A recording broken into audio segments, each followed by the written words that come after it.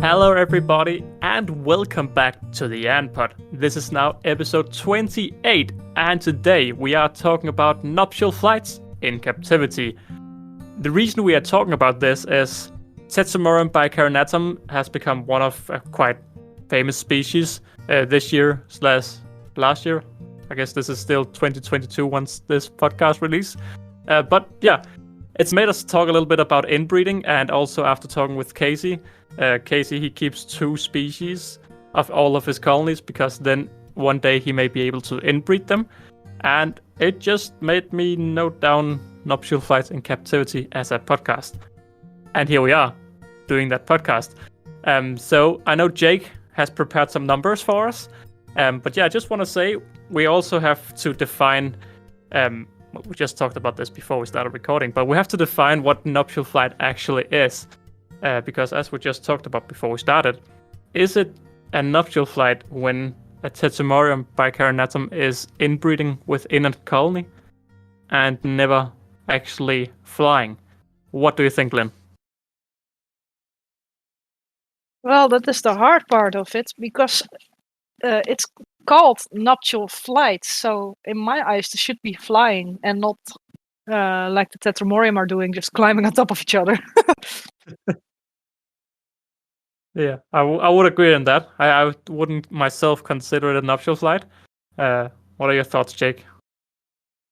Yeah, I don't really consider it a nuptial flight. It just doesn't feel the same. It's like a flying ant day.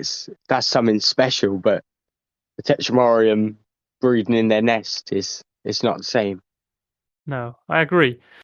Well, Jake, you said that you have prepared some numbers to me. Now I don't know what these numbers are, but can you? What are the numbers? Well, it's mostly my view on the kind of nuptial flights in captivity, and I don't think there's any kind of issue with the ants. They should 100% be able to do it, because the ants, they want to go and get busy, if you get what I mean.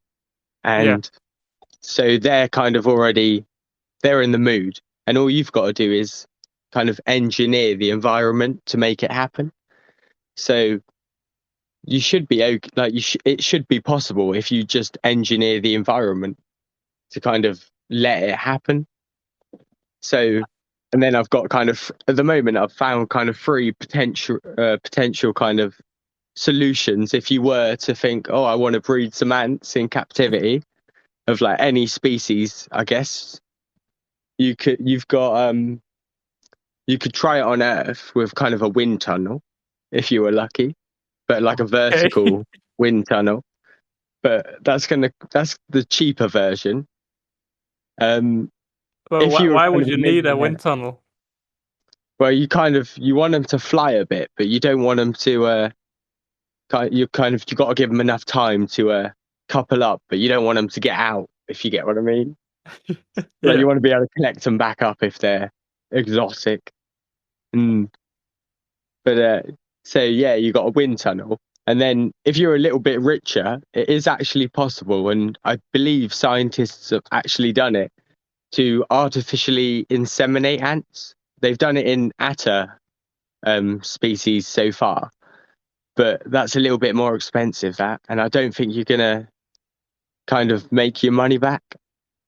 I don't have a price on that though, because it's hard to find. The third option though, which I think is actually the best option, but it's also the most expensive option, is space. Because in space, if you can get them in the mood to kind of fly, you got no gravity to mess around with. Like they can bump off everything, it's perfectly fine, and you can position them kind of easily, if you get what I mean. So space would be the best place if you wanted to have an artificial nuptial flight. Problem is, it will cost a lot. I think for 4 days, sending some people to the moon, it's 4.1 billion. But you could probably cut that down a bit, because you wouldn't need 4 people. You could have 1 person and quite a lot of ants. However, if all the ants cost about 120 quid, you'd need 34 million atta queens fertilized in your 4 days. And I think that's going to be quite difficult to make a profit on. Yeah. Oh my god, Jake. This was not at all what I expected you to say. Yeah, that's me numbers. No, just the whole wind tunnel and everything. I mean, I'm thinking super simple, just to put two colonies with a big outworld next to each other, and then just spray some water on them, and then they are like, "Oh, it's humid. Let's fly up and mate." And then I don't know what, but I definitely weren't thinking within the wind tunnel. Um, I mean, I don't know about you, but I think it would be quite possible to just under a bugnet. Yeah, Casey's in the comments today, so he's reading in or listening in. He also says that if they're not flying, it's not nuptial flights, it's just nuptials, which I mean can't argue with that. Yeah, that makes Uh, sense. Yeah. But yeah, I mean personally, I think it would be. I mean, the thing is, comes down to the Antkeeper, the YouTuber, the Antkeeper. He did a Polyrachus experiment where he had two colonies with virgin males and females. And as far as I remember, Jake, you saw the video yesterday almost, so you will be able to recap this a little bit better. Yeah. Can you just recap it? Yeah, I can semi-recap it. Although I can't say the ants that were actually in it because it's never really confirmed and the names are hard. But he got his two Polyrachus colonies, which were the same species. I think he caught them in the same like local area as well. And one colony had just males, and the other colony had produced just female alates. So he basically took the males and the females out of each colony. I'm guessing he put them in the tub and just left them for a few days and let them do their thing. And he came back and yeah, the tub had some queens with their like wings shed and a lot of dead males, which I don't know, would kind of suggest maybe they'd done their job and yeah, had finished. Yeah, it could be interesting to hear a part two, to actually hear rather workers have come out of the queens, because Yeah, they really may looking also. forward to it. Yeah, what I'm scared of is that they have just cut off their wings and the males have died due to a lack of food. Because I'm guessing that they need some kind of pheromone. They need smelling, like a nuptial flight smell, before they actually start doing it. And if it's just in captivity and they've just been put together, I don't know if they would Oh, actually mate. there's no pheromone involved, I don't think. It's literally just the right conditions and it's random as well. Like it might appear sometimes that all the ants are going out at the same time because they've all let each other know, but it is literally like completely random. And you could have one ant colony that's going out and the one next to it could just be like, no, we're not going out today. Like, but Yeah, when it's, you're I saying don't that, think it's pheromone. It's now just when like the right temperature and all of that sort of thing. Yeah. but when you say that, you make me question everything. Because how does Lacius, Flavus, and Niger then not mate when they are flying almost simultaneously? Because I've always told myself that I've told myself it's no factual or anything, but I've said to myself that they have spread a pheromone, and then the other Oh, I thought you species meant. kind of, yeah, then the other species kind of know, okay, let's fly, Oh, but I thought you no, meant like a let's, trigger time, like yeah, the trigger. I know the like queens. I guess the Lasius niger queens, or I guess they'll smell different to the kind of Lasius flavus as well. But I guess yeah. that's part of it. But I don't know how they'd smell it up in the air. But Lynn, you are a knowledgeable female. What are your thoughts? Well, with the pheromone part, I'm not sure actually if they would spread. I guess they would have some kind of smell that they would know who is who, I guess, but I'm not entirely sure if that's the case. So how do you think it works then? Also, I don't know why I said knowledgeable female. I just said knowledgeable innkeeper. But yeah, that's yeah. How do you think it works then? Well, yeah, let's think.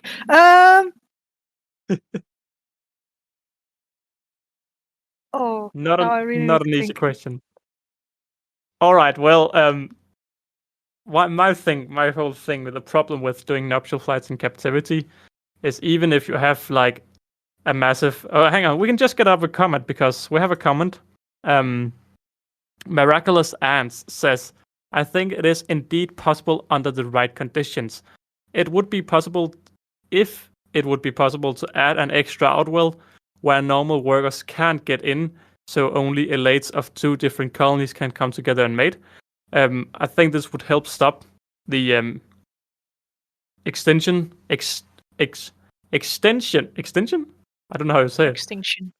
Extinction, yeah, of some rare species, and he goes on to talk a little bit more. But I think that's actually a good call, because if you can somehow only get males and females to get into an arena, they won't necessarily fight, and then they could fly up and mate if you have like a 2-meter arena or something. Of course, just a plastic box or something. But I don't know. I mean, in my head, it sounds like something we could make. But the problem is just if we can trigger them, because that's what I personally think is the hard part.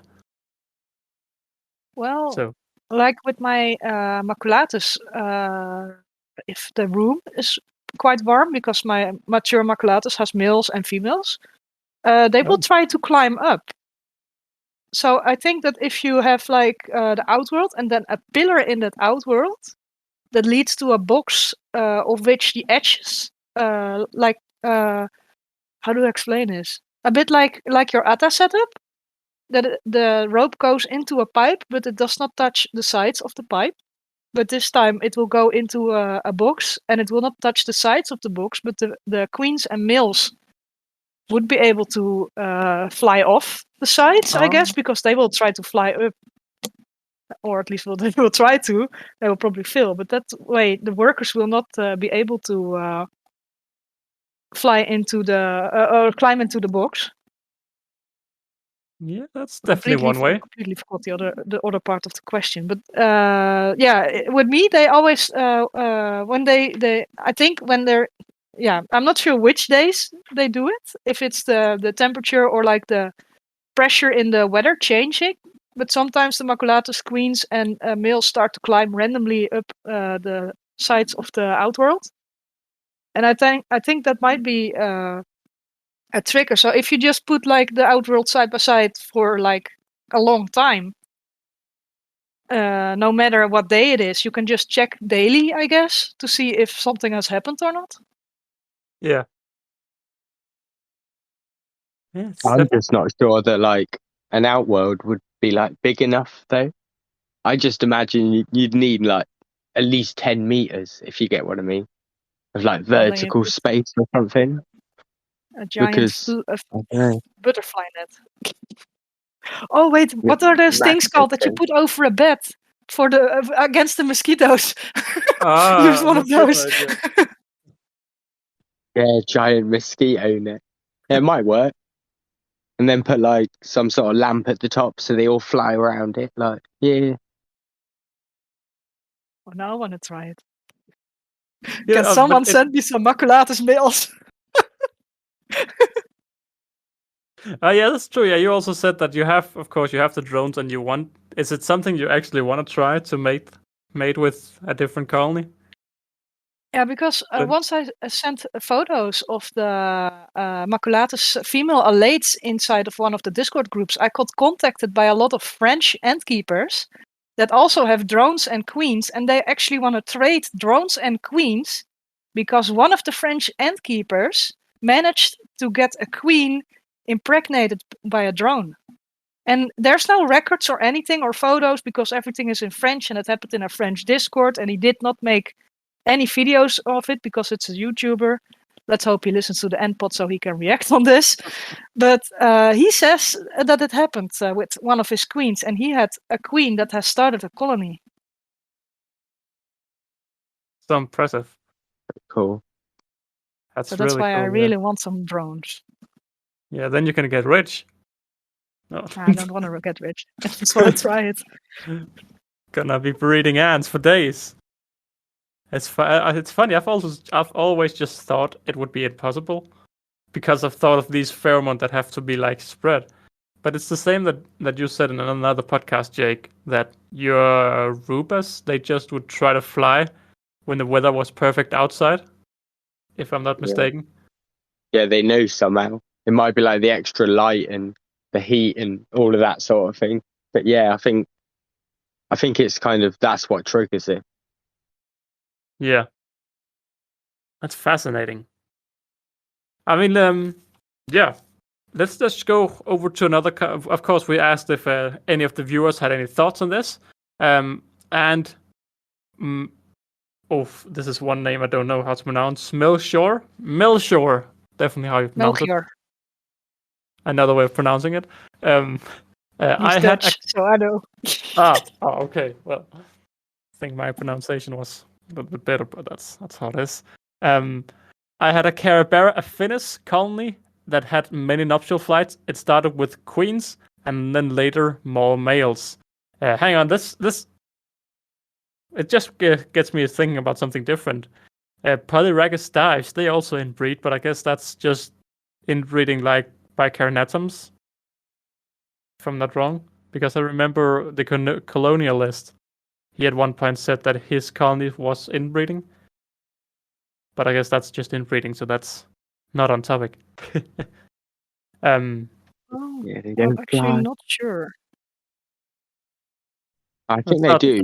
But I don't know how many queens you need. I don't know if you can do it with one queen or do it with like two queens or more. I've also heard some species they only I mean, this is also a little bit regarding inbreeding, but they only inbreed if they have enough queens, if they have enough founding queens that are together from different genes. So one queen won't be able to inbreed.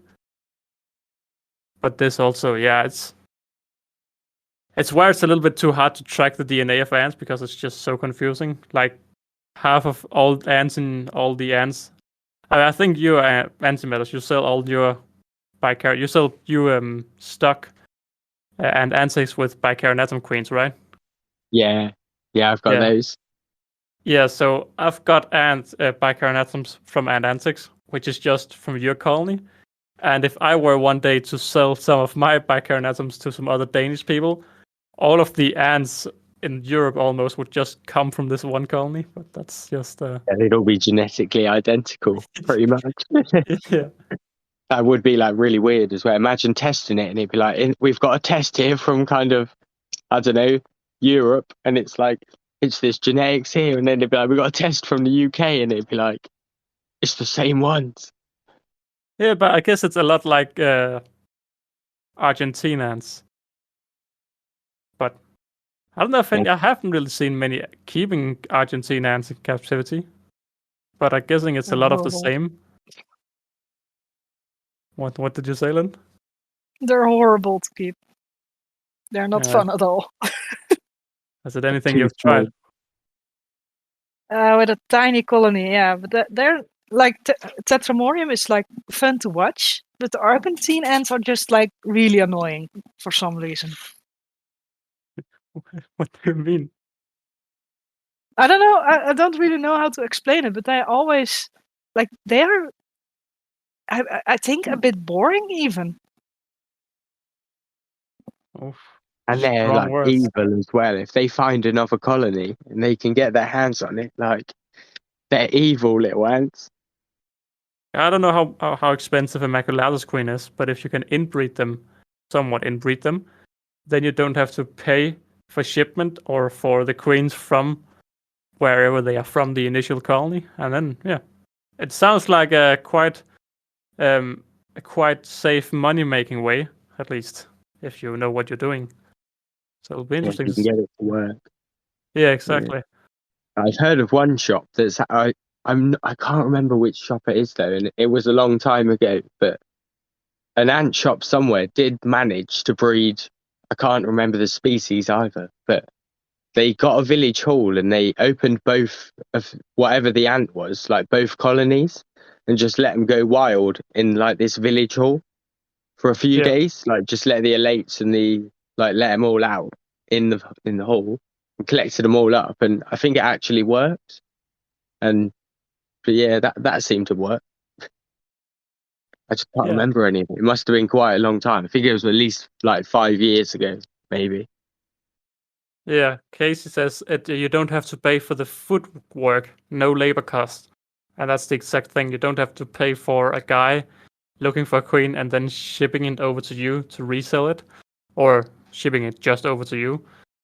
So it could not necessarily bring the price down, but it would bring the earnings up for the sellers. It makes me wonder if, there must be some people trying to test it, because sounds like a way that you can earn a little extra. It also like bring up the kind of sustainability of the ant. I guess if you're not collecting it from the wild, it's always I don't know. I always see it as a little bit of a kind of a bonus, if you get what I mean. That someone hasn't gone and dug up a colony in some lovely part of the world and then brought it to England. Yeah, that's exactly what I wanted to say.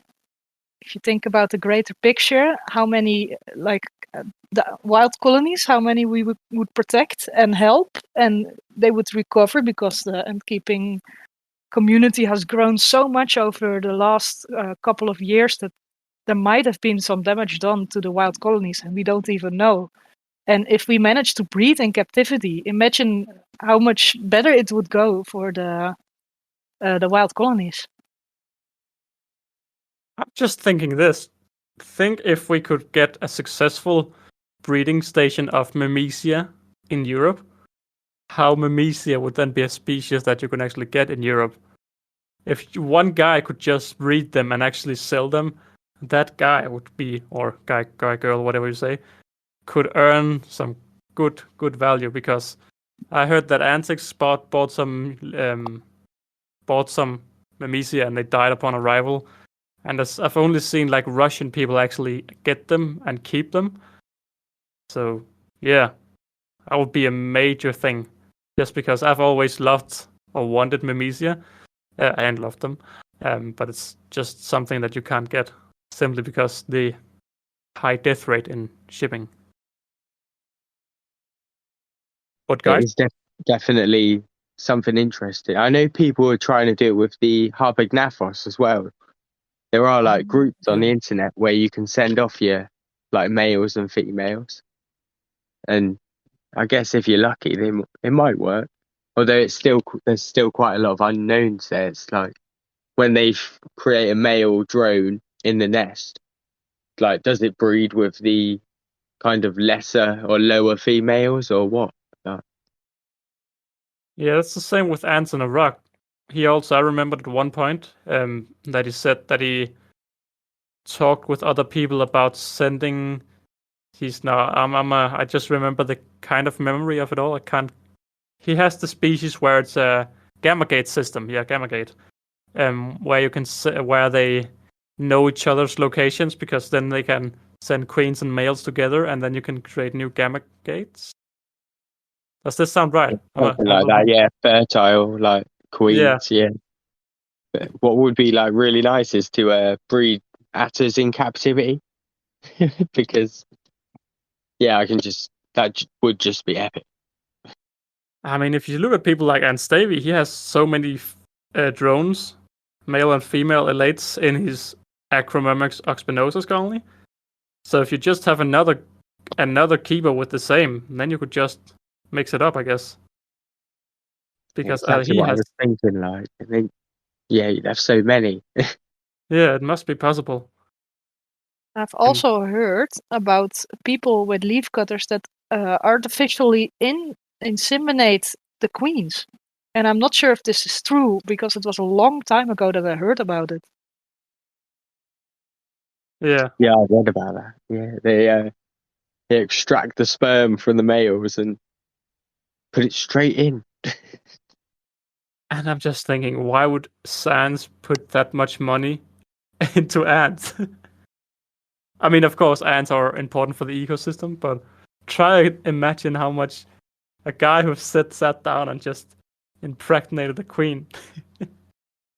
Although I think the most of the research is like rooted in like bumblebees and like bees and stuff.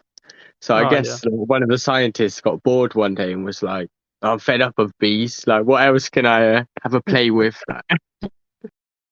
Let's get some ants. Almost the same. Yeah, All right. something like that. Something I'm very bad at, and I've now written myself a note that I need to remember it. So I think we should do it now. Is a few episodes ago I said that if you're listening in on the podcast, that you can send a picture of where you're listening in, and we will talk about it because that's something very enjoyable. And if you have any thoughts on the podcast, you can also just send them into the Anpod Instagram. We're not too active there, but I check it once in here and there. But we have a message from Kev who says, "Bro, I love the episodes. Bro, I love the episodes. Listening into them all. Much love." And I just want to say thank you very much. That's we love hearing that. Thanks, man. Yeah, we have. It's been a good year. I mean, I guess this is also a little bit of a year podcast, so maybe we can talk a little bit about the later on. But we also have Jan saying, "Oh, my voice is disappearing." Saying, "I like listening to your podcast when I'm studying," and that is what we want to hear. So yeah, shout out to those two guys. Back to today's topic, if we can find a way back. Yeah, I don't know if you guys have anything you want to say regarding the topic, or if you have any thoughts you want to bring out for discussion. Gonna take. Not really, although I do know that if you can get them to fly, the what's his name, where the colony comes from, it doesn't actually matter because they don't actually know who is related when they're up there, and they'll literally inbreed as long as you can get them up there. Yeah, I've always wondered that because, again, in my head they've always used pheromones, but I may just be completely wrong. But I've always told myself that with the pheromones they don't inbreed, and then magic and nature. I've never just thought of it without pheromones. Actually, it makes everything a lot more confusing.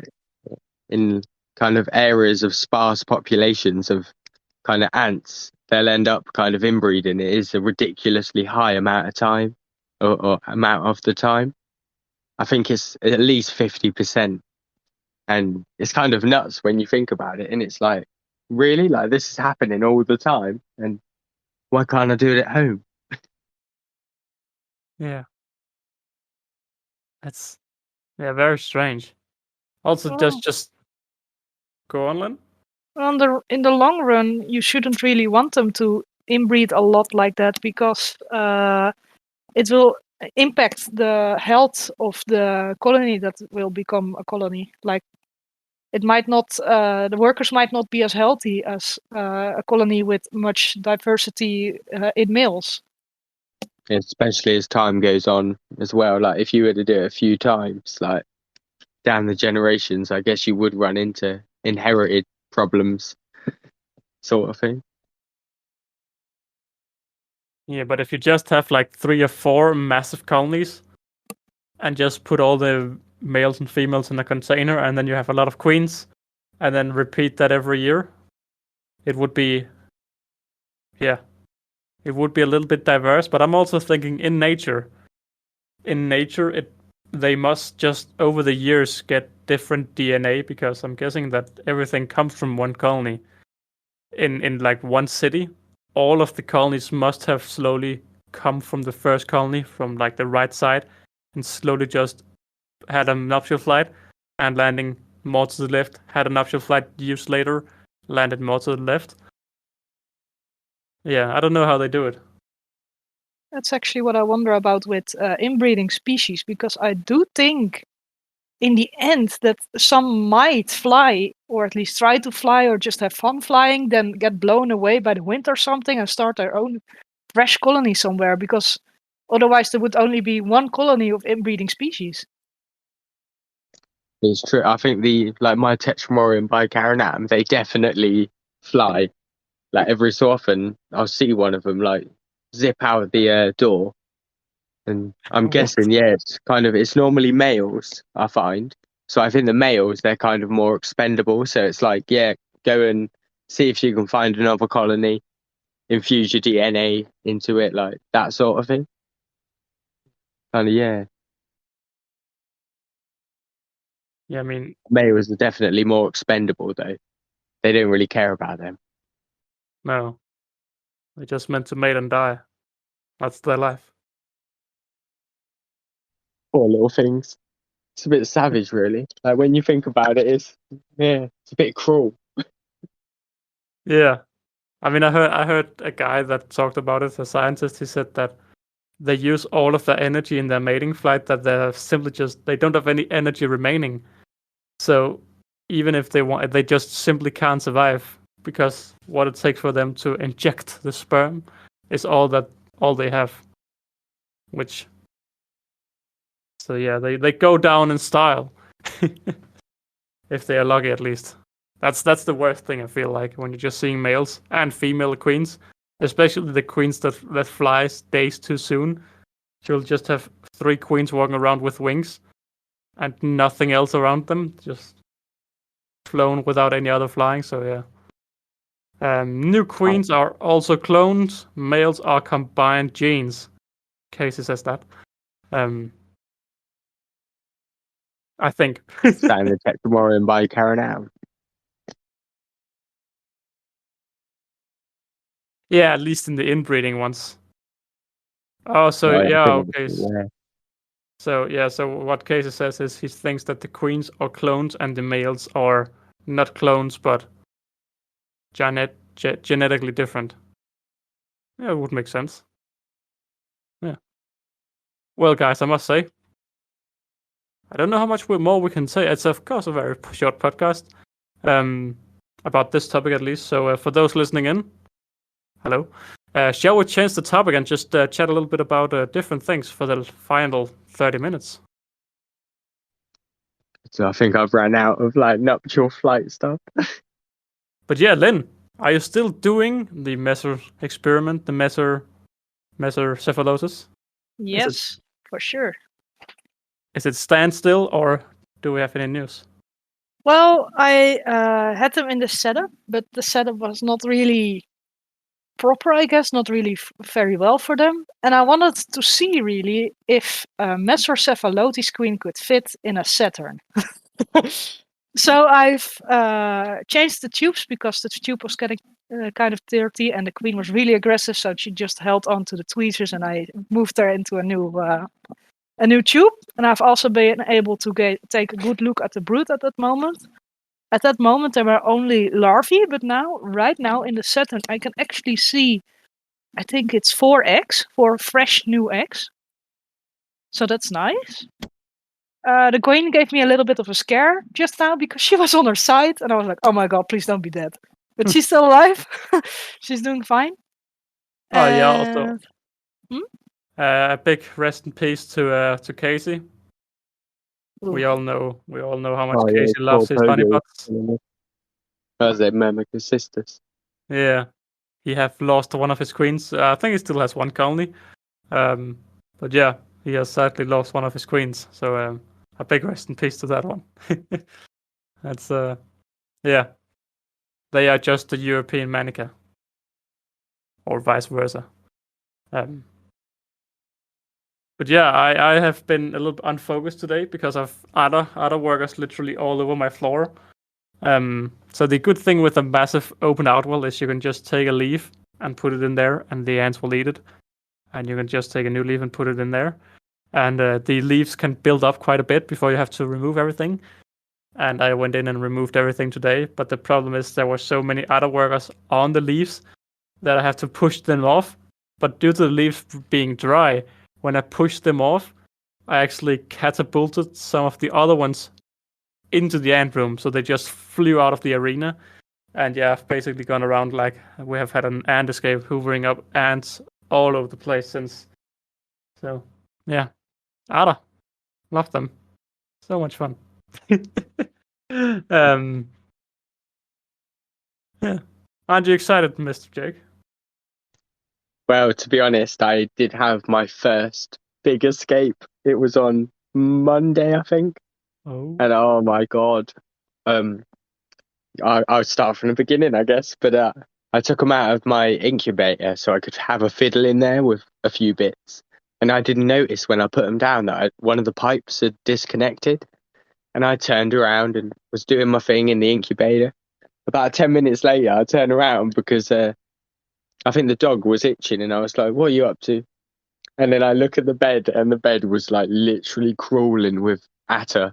And yeah, I pulled out the little USB Hoover and just went nuts. And luckily, I think I managed to get pretty much all of them, like 99% of them. But yeah, it was when I looked at the bed there, it was like literally crawling and had a heart attack. Yeah, I'm not gonna lie. My otter, they're just scary now. It's crazy how many eggs they have. I mean, I look at my Nikos, and my Nico is a big colony, and then I look at the other eggs and larvae, and I think there are more eggs and larvae than there's Nikos workers. It's And they look scary. so small too. Like when you look at your fungus, sometimes it's like, oh yeah, there's probably like a few thousand in there. And then it turns out that like there's an insane amount of ants. It's just crazy how many can come out of a bit of fungus. Yeah. I mean, the scary thing for me is I have my tube, which is, I think it's a 40 millimeter tube, and I have combined, I think, around what we have 15 and plus 5, around 30 centimeters of pure brood. 30 centimeters of a 40 millimeter tube with pure brood. It's very scary. But the good thing with the other is when they escape, they don't.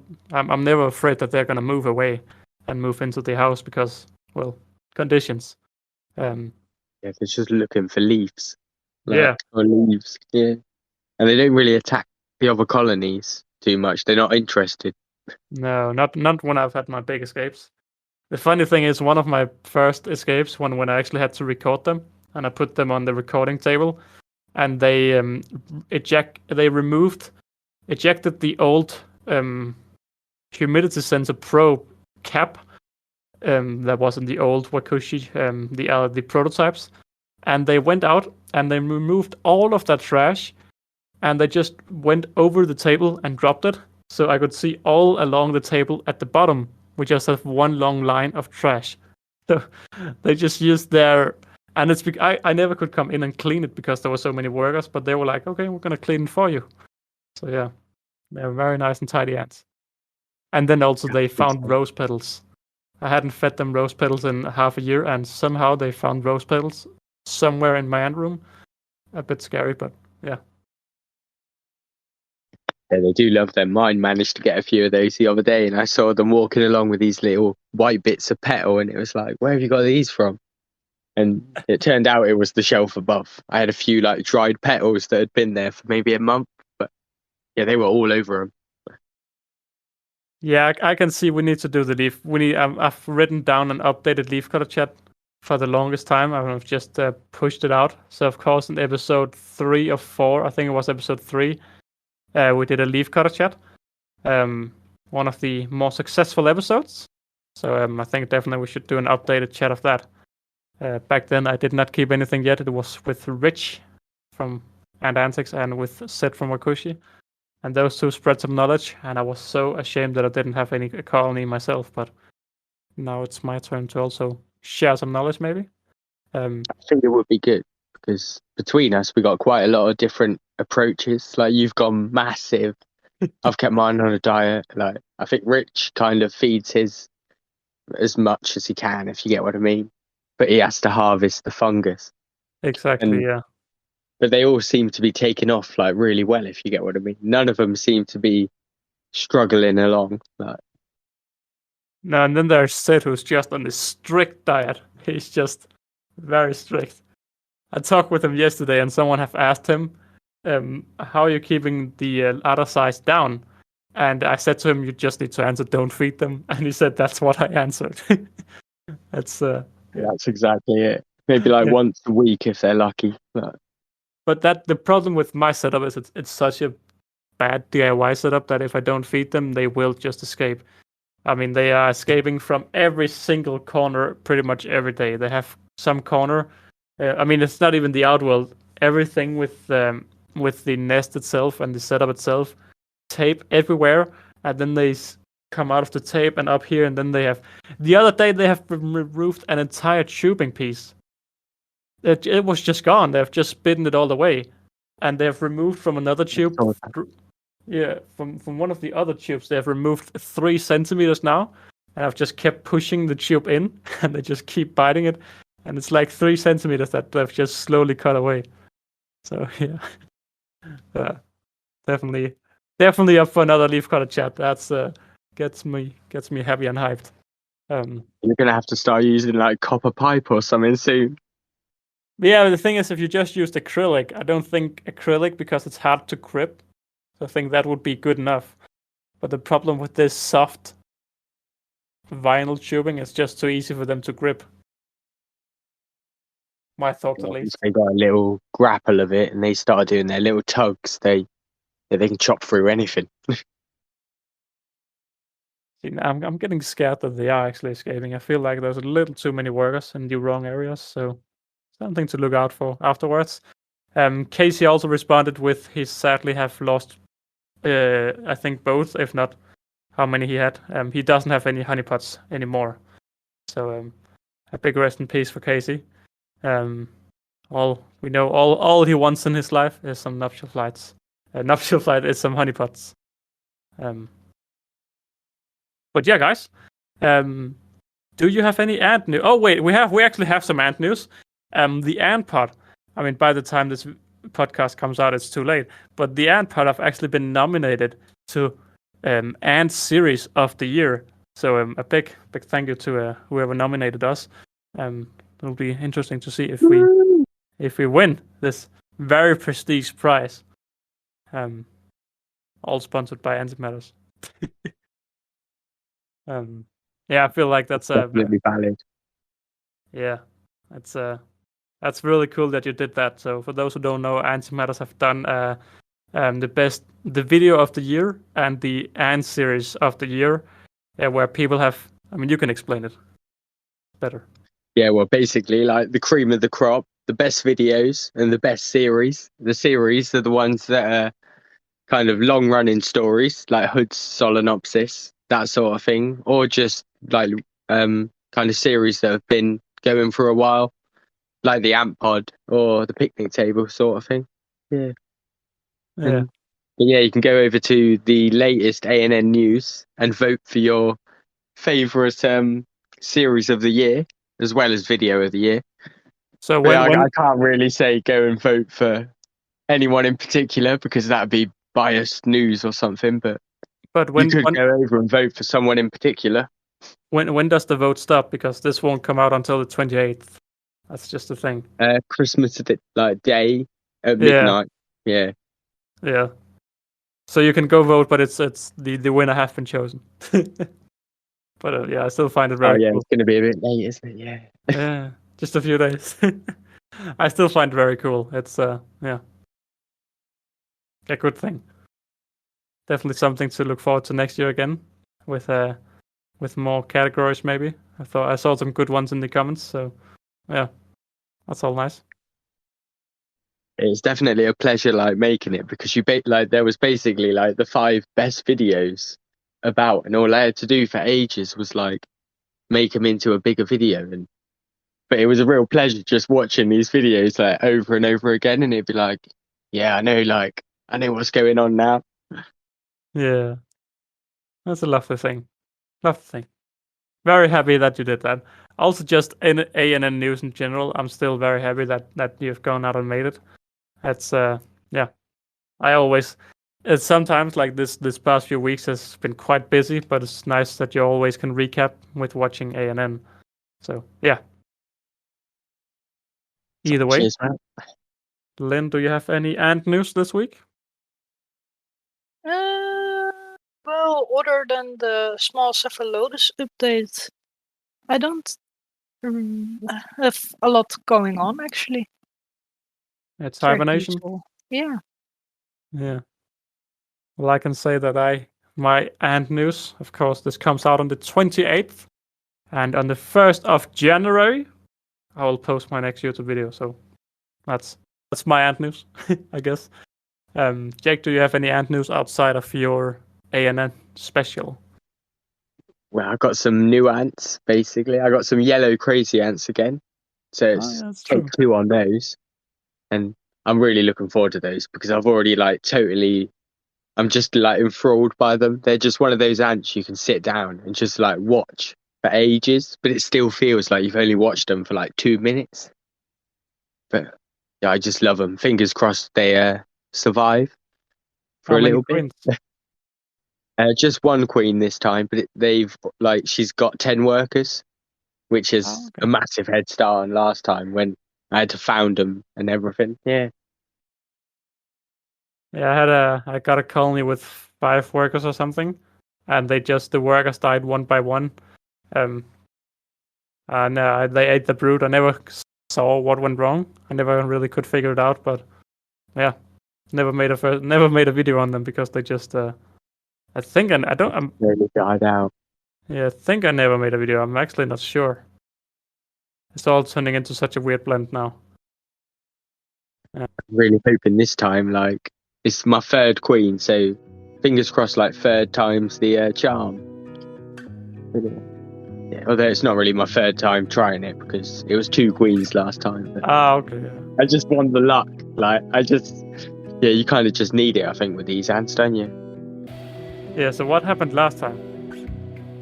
Well, I had the 2 queens, and they managed to raise up 1 worker, and then everything stopped.